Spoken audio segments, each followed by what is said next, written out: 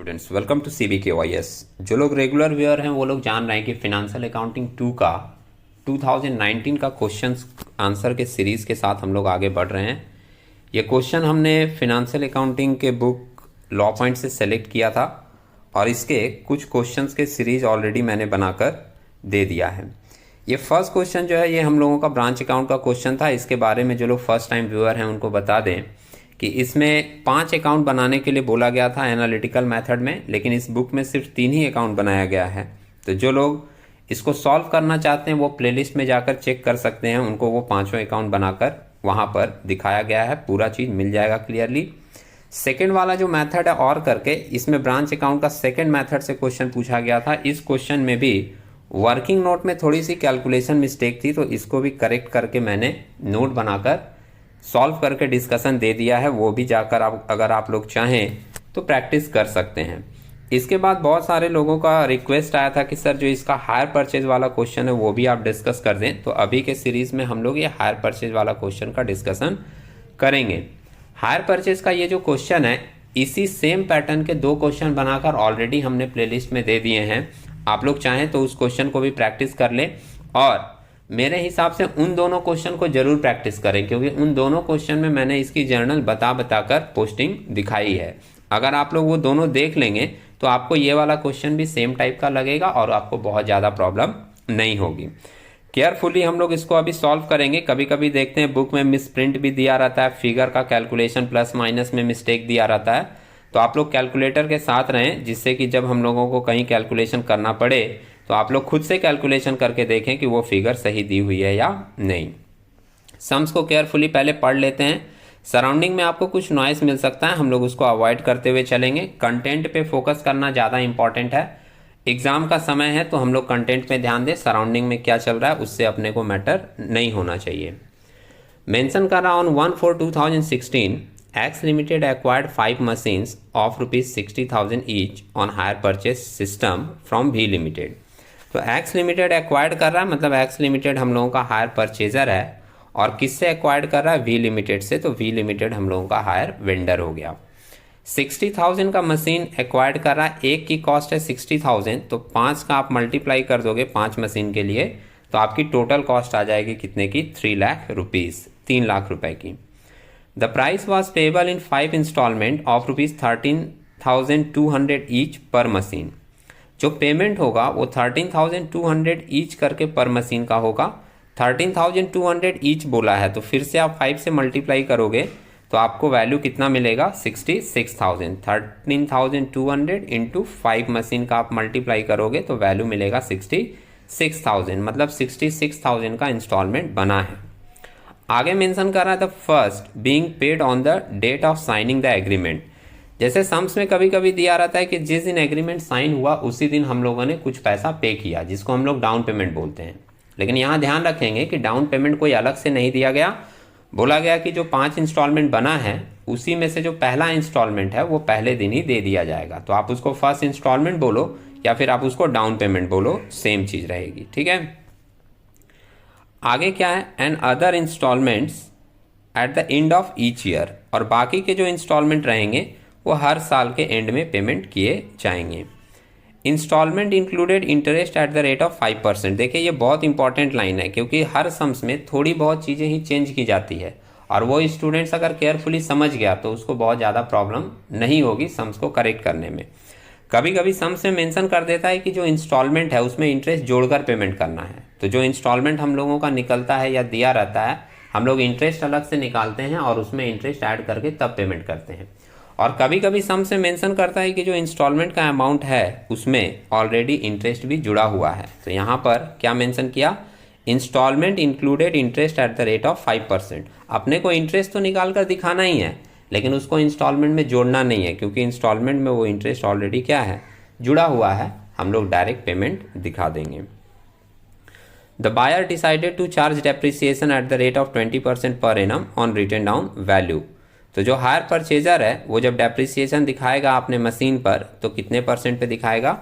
20% दिखाएगा written down value पे। Written down value में जानते हैं हम लोग हर साल डेप्रिसिएशन चेंज होता रहता है। पहले साल कॉस्ट पे निकलता है, लेकिन बाकी के सालों में जो डेप्रिसिएशन कैलकुलेट की जाती है रिटेन ऑन वैल्यू में, वो बैलेंस के ऊपर कैलकुलेट की जाती है।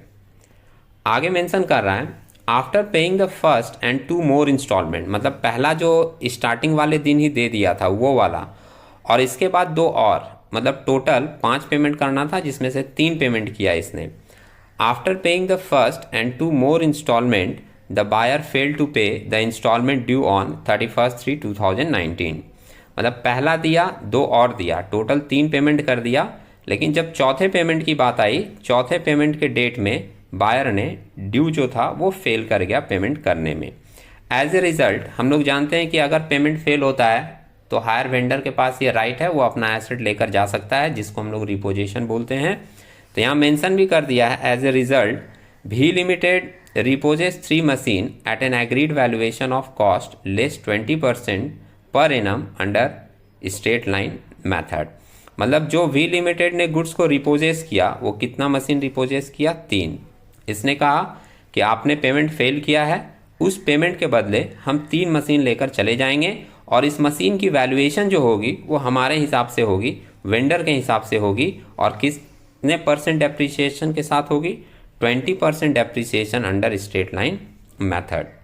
सो machinery account and V limited account in the books of X limited. तो आपको एसेट अकाउंट और वेंडर अकाउंट बनाना है किसके बुक में? हायर परचेजर के बुक में। तो इसके लिए हमने जो 2 से डिस्कस किया था वो जर्नल लिख कर डिस्कस किया था, इसमें डायरेक्टली मैं वो जर्नल बोलूंगा और आपको दिखाऊंगा कि उसकी किस तरीके से पोस्टिंग की गई है। तो इन the books of X limited पहला ये बना दिया वेंडर अकाउंट, वी लिमिटेड हमारा वेंडर है, और दूसरा बनाया है मशीन अकाउंट। ठीक है, स्टार्टिंग से 1-1 साल का चलेंगे। पहली एंट्री हम लोगों की बनती है एसेट खरीदने की, और वो एंट्री क्या बनती है? Asset account debit to vendor account. तो एसेट अकाउंट के डेबिट में आप देख रहे हो मशीन के डेबिट में लिख दिया to V limited account. 60,000 cost था एक मशीन का, 5 का आप कैलकुलेट करोगे तो 60,000 इंटू 5 करके आएगा 3 लाख। और मशीन के डेबिट में लिखने के बाद वेंडर के क्रेडिट में लिख दिया बाय मशीन अकाउंट कितने का? 3 लाख का। ठीक है, इसके बाद इसी दिन पहला पेमेंट किया गया, जिसको आप फर्स्ट इंस्टॉलमेंट बोलो या डाउन पेमेंट बोलो, तो उसकी एंट्री बनती है vendor account debit to bank. तो वेंडर के डेबिट में आप देख रहे हो टू बैंक बोलकर दिखाया गया डाउन पेमेंट 13,200 एक मशीन के लिए पेमेंट था, 5 मशीन के लिए मल्टीप्लाई कर दिए तो वैल्यू हम लोगों को मिल गया कितना? 66,000। ये फर्स्ट पेमेंट हो गई। तीसरी एंट्री हम लोग करते हैं इंटरेस्ट की, और इंटरेस्ट की एंट्री होती है interest account debit to hire vendor. तो इंटरेस्ट डेबिट होगा, वेंडर क्रेडिट है, इसलिए क्रेडिट साइड में आप देखो बाय इंटरेस्ट करके दिखा दिया है वैल्यू। और ये जो हम लोग कैलकुलेशन दिखाएंगे, ये कैलकुलेशन हम लोग eight the end of the year दिखाएंगे। तो यहाँ पर डेट मेंशन नहीं किया है, आप लोग डेट यहाँ मेंशन कर सकते हैं 31 मार्च 2017 का। बाय इंटरेस्ट, इंटरेस्ट कैलकुलेट किसके ऊपर होता है? बैलेंस अमाउंट के ऊपर। बैलेंस अमाउंट कैसे निकलेगा? 3 लाख का आपका कॉस्ट था, उसमें से आपने 66,000 पेमेंट कर दिया, तो 3 लाख में से 66,000 माइनस कर दीजिए, जो बैलेंस बचेगा उसके ऊपर 5% आप निकाल कर देखोगे तो आपको 11,700 मिल जाएगा। अब ये 11,700 इंटरेस्ट निकालने के बाद हम लोग सेकेंड इंस्टॉलमेंट पेड करेंगे 31 मार्च को at the end of the year. और इंस्टॉलमेंट पेमेंट की एंट्री फिर सेम बनेगी, vendor account debit to bank, इसलिए वेंडर के डेबिट में आप देख रहे हो 31 मार्च 2017 को टू बैंक करके सेकेंड इंस्टॉलमेंट दिखा दिया, और वो भी कितने का होगा? 66,000 का, क्योंकि इंस्टॉलमेंट तो अपना फिक्स है। और इस 66,000 में इंटरेस्ट हम लोग ऐड नहीं किए, क्योंकि सम्स में मेंशन कर दिया था कि जो भी हम लोगों का इंस्टॉलमेंट दिया हुआ है उसमें इंटरेस्ट ऑलरेडी इंक्लूडेड है। अब ये सारी एंट्री पोस्ट करने के बाद हम लोग वेंडर अकाउंट को क्लोज कर दें। तो वेंडर अकाउंट को क्लोज करने का अपना सिंपल तरीका क्या होगा? क्रेडिट का अमाउंट जोड़ देंगे 3 लाख प्लस 11,700, ऐड करके आ गया 3 लाख 11,700। इसमें से माइनस किए फर्स्ट वाला पेमेंट, सेकंड वाला पेमेंट, तो ये दोनों माइनस करने के बाद closing balance to balance C D करके आ गया हम लोगों का कितना?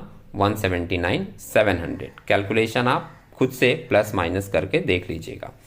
ये 179,700 को हम लोग सेकेंड ईयर 1 अप्रैल 2017 को ब्रॉड डाउन कर दिए बाय बैलेंस बीडी बोलकर 179,700 का। ठीक है, अब सेकेंड ईयर की कैलकुलेशन करेंगे, लेकिन उसके पहले हम लोग एक बार मशीन अकाउंट को भी क्लोज कर दें।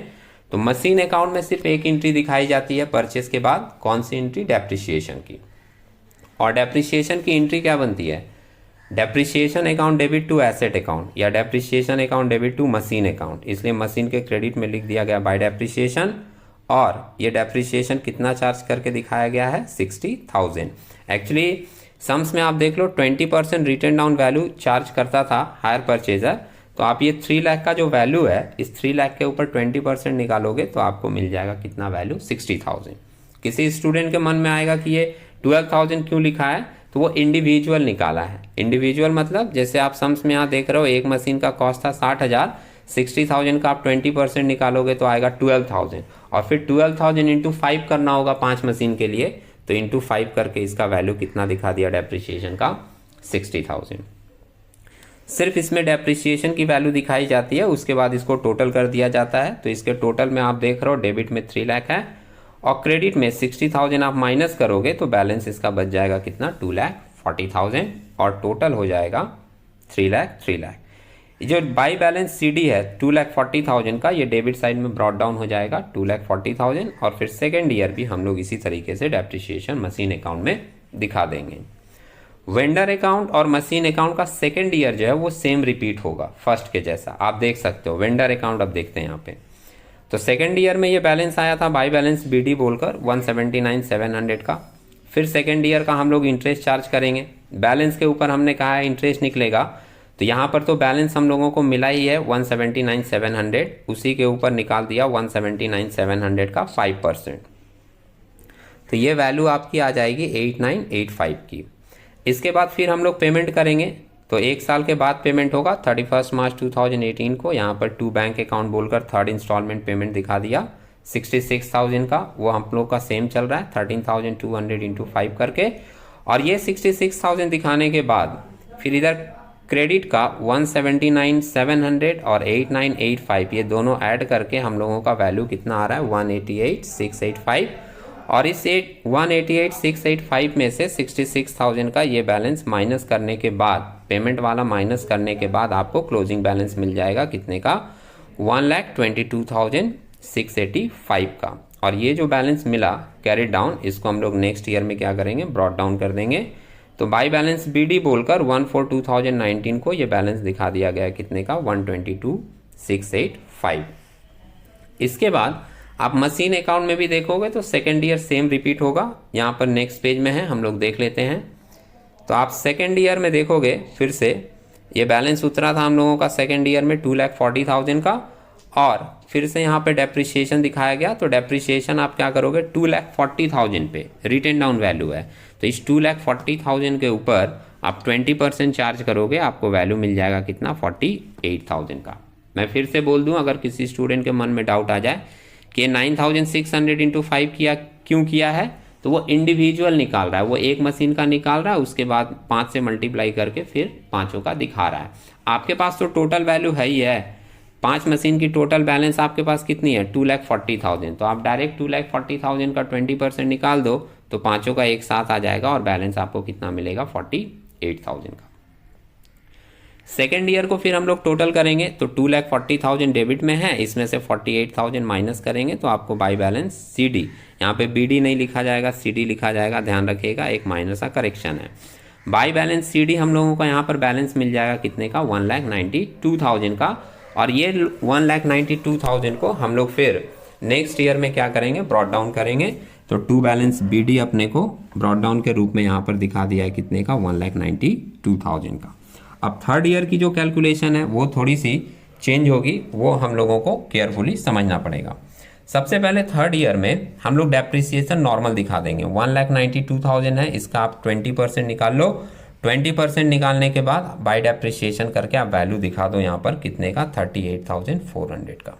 ठीक है, ये डेप्रिसिएशन वाली वैल्यू आप नॉर्मली दिखा सकते हो, लेकिन इसके बाद आपको एक चेंज करना पड़ेगा। चेंजेस क्या हुआ था, सम्स में मेंशन किया था कि एक डाउन पेमेंट वाला इनिशियल इंस्टॉलमेंट और 2 और इंस्टॉलमेंट देने के बाद, मतलब टोटल 3 पेमेंट करने के बाद चौथे पेमेंट में फेलियर हुआ है, और फेलियर के समय एसेट्स को रिपोजेस किया जाता है। तो हम लोगों को एक कैलकुलेशन करनी पड़ेगी कि जो रिपोजेशन हुआ है वो किस वैल्यू पर हुआ है। 2 लोगों की अलग अलग वैल्यू होगी। हायर परचेजर अपने हिसाब से निकालेगा, जो कि वो ले रहा था 20% डिमिनिशिंग बैलेंस मेथड, और हायर वेंडर अपने हिसाब से कैलकुलेट करेगा, जो कि वो कैलकुलेशन ले रहा था 20% स्ट्रेट लाइन मेथड। तो हम लोगों को पहले नोट में ये निकाल कर देखना पड़ेगा कि जो वैल्यू आया है हायर परचेजर के हिसाब से और हायर वेंडर के हिसाब से वो कितना कितना आया है। ये कैलकुलेशन करने के लिए आप देख रहे हो वर्किंग नोट में एक सिंपल सा कैलकुलेशन यहाँ पर दिखाया गया है। प्रॉफिट और loss on surrender of one machine, एक मशीन के सरेंडर में कितने का प्रॉफिट हुआ या लॉस, यहाँ पे एक मशीन को लेकर कैलकुलेट किया गया है, ध्यान रखिएगा। लेकिन सम्स में मेंशन किया था कि रिपोजिशन टोटल 3 मशीन का हुआ है, तो जो भी वैल्यू हम लोग यहाँ से निकालेंगे उसमें जब हम लोग मेन सम्स में वैल्यू पुट करेंगे तो 3 से मल्टीप्लाई करके लेंगे। सबसे पहले आप देख रहे हो ये हायर परचेजर का है 20% डिमिनिशिंग बैलेंस और ये हायर वेंडर का वैल्यू है 20% स्ट्रेट लाइन। डेप्रिसिएशन लेना आप जानते हो। बुक वैल्यू 1/4/2016 को जब खरीदा गया था तो एक मशीन का कॉस्ट था 60,000 लेस किए पहले साल का डेप्रिसिएशन। तो पहले साल का डेप्रिसिएशन जो है वो 20% दोनों का है तो 12,000 ही आएगा और 12,000 माइनस होकर सेकेंड ईयर में बैलेंस बचेगा 48,000 दोनों का। लेकिन सेकेंड ईयर में डेप्रिसिएशन अपना चेंज हो जाएगा। डिमिनिशिंग बैलेंस मेथड में 48,000 का 20% लिया जाएगा जो कि वैल्यू आ रही है कितनी 9,600 की, और ये माइनस करके थर्ड ईयर में बैलेंस बच रहा है कितना 38,400। लेकिन सेकेंड पार्ट में आप देखो 20% स्ट्रेट लाइन में क्या होता है, स्ट्रेट लाइन में हम लोगों का हर साल डेप्रिसिएशन कॉस्ट पे ही कैलकुलेट किया जाता है। इसलिए यहाँ पर फर्स्ट ईयर भी 60,000 का 20% 12,000 लिया, सेकेंड ईयर भी आप देख रहे हो 12,000 ही लिया गया है और बैलेंस 36,000 बचा। इसमें से थर्ड ईयर भी डेप्रिसिएशन कितना लिया गया है 12,000 और net balance straight line method से at the time of reposition कितना निकल कर आ रहा है 24,000। जबकि हायर वेंडर पहले साल लिया था 60,000 के ऊपर तो 12,000 आया, सेकेंड ईयर वो लिया 48,000 के ऊपर 20% तो 9,600 आया और थर्ड ईयर में जो 38,400 का बैलेंस है उस पर 20% लिया तो वैल्यू आया है 7,680 और ये 7,680 माइनस करके हायर परचेजर के हिसाब से उस एसेट्स का value eight the time of reposition आया है 30,720। ठीक है, अब देखिए हायर परचेजर बोल रहा है कि हमारा 30,720 का एसेट है, लेकिन वेंडर बोल रहा है नहीं आपका 24,000 का एसेट है और एज पर कॉन्ट्रैक्ट वेंडर के वैल्यू पर ही रिकॉर्ड मेंशन किया जाता है। तो इसमें हायर परचेजर को लॉस बियर करना पड़ेगा और हायर परचेजर का लॉस कितना आएगा 30,720 में 24,000 आप माइनस कर दोगे तो लॉस ऑन सरेंडर यहाँ पर देख रहा है 6720 करके वैल्यू मेंशन किया है। 30,720 में 24,000 मेंशन माइनस करेंगे तो हम लोगों का वैल्यू आ जाएगा 6,720। ठीक है, ये 6,720 हम लोगों का लॉस हो गया है और ये लॉस एक एसेट के ऊपर है, ध्यान रखिएगा, बार बार हम ये बात रिपीट कर रहे हैं। अब हम लोग इसका रिकॉर्ड करेंगे तो पहला रिकॉर्ड तो होगा रिपोजिशन का 24,000 पे रिपोजेस किया गया है उसका, और दूसरा एंट्री होगा लॉस का। तो रिपोजिशन की एंट्री क्या होती है, रिपोजिशन की एंट्री होती है vendor account debit to machine account. तो वेंडर के डेबिट में जाएंगे, आप यहाँ देखोगे वेंडर के डेबिट में टू मशीन बोलकर यहाँ दिखा दिया 72,000, आप यहाँ ब्रैकेट में मेंशन कर सकते हैं। 24,000 एक एसेट का वैल्यू आया, इंटू 3 करोगे, 3 एसेट को रिपोजेस किया है तो आपको वैल्यू मिल जाएगी कितने की 72,000 की। ठीक है, बैलेंस यहाँ पर दिखाया ही था, बैलेंस कितना दिखाया था बाई बैलेंस बीडी करके हम लोगों का बैलेंस आया था। ये हम लोग सेकेंड ईयर से बैलेंस यहाँ पर ब्रॉड डाउन किए थे, वो हम लोगों का बैलेंस कितना आया था 122,685, 122,685। इसमें प्लस करेंगे हम लोग इंटरेस्ट, क्योंकि इंटरेस्ट वाली एंट्री भी एज यूजुअल दिखानी पड़ती है। 122,685 का 5% आप निकालोगे तो 6,134 आएगा और ये 6,134 आप जब ऐड करोगे तो ये ऐड करके आपकी जो वैल्यू आएगी वो यहाँ पर गलत दी हुई है, आप इसको जरूर करेक्ट कर लें, खुद से कैलकुलेशन करें। 122,685 प्लस 6,134 आप करोगे तो आपको टोटल मिलेगा 128,819। 128,819 आप यहाँ पर लिखोगे, गलती से 44,000 लिख दिया है, पता नहीं कहाँ से, तो इसको आप बिल्कुल हटा दें और टोटल करके खुद लिखें 128,819। इस 128,819 में से 72,000 डेबिट वाला माइनस करेंगे जो कि रिपोजेस कर लिया गया, और ये 72,000 माइनस करके जो बैलेंस आएगा वो बैलेंस भी यहाँ पर गलत दिखाया हुआ है। 72,000 का बैलेंस जब आप माइनस करोगे तो ये टू बैलेंस CD भी गलत अमाउंट है। आप इसको हटाकर अपना बैलेंस निकाल कर लिखो, जो कि आपको वैल्यू मिल रहा है 56,819। 56,819 ये जो टू बैलेंस CD आएगा, इसको हम लोग नेक्स्ट ईयर क्या करेंगे, बाय बैलेंस BD बोलकर दिखा देंगे और अकाउंट हमारा यहाँ पर क्लोज करेंगे। अब सेम इसका इफेक्ट हम लोग दिखाएंगे किसमें, मशीन अकाउंट में। तो जो रिपोजेशन वाला अमाउंट था, यहाँ पर रिपोजेशन की एंट्री में फिर से बता दूं, रिपोजेशन की एंट्री क्या थी, vendor account debit to machine account. Vendor के डेबिट में यहाँ पर टू मशीन करके लिखा है, तो मशीन अकाउंट में जाएंगे, वहाँ देखेंगे बाय वेंडर बोलकर 24,000 इंटू 3 मशीन का वैल्यू दिखाया है कितना, 72,000। और जो लॉस हुआ था इस रिपोजेशन में, कितने का लॉस हुआ था, यहाँ आप वर्किंग में देख रहे हो 6720। 6720 इंटू 3 आप करोगे तो 6720 इंटू 3 अगर हम लोग करते हैं तो हम लोगों को वैल्यू मिलता है 20,160, जो कि लॉस है, ट्रांसफर हो जाएगा प्रॉफिट एंड लॉस अकाउंट में। उसको हम लोग by profit and loss account बोलकर 20,160 दिखा देंगे। और ये दिखाने के बाद जो भी बैलेंस बचेगा वो बाय बैलेंस CD करके लिख देंगे, जो कि बैलेंस हम लोगों का कितना आएगा, 1,92,000 आपका डेबिट में अमाउंट है, दिख रहा है आपको। उसमें से आप 38,400 पहले माइनस कर दोगे, जो आपका डेप्रिसिएशन वाला है, दिख रहा है आपको ये। इसके बाद जो रिपोजेस हुआ था 72,000 का, वो आप माइनस कर दोगे, ये 72,000। और उसके बाद जो लॉस हुआ था 20,160 का, वो माइनस कर दोगे।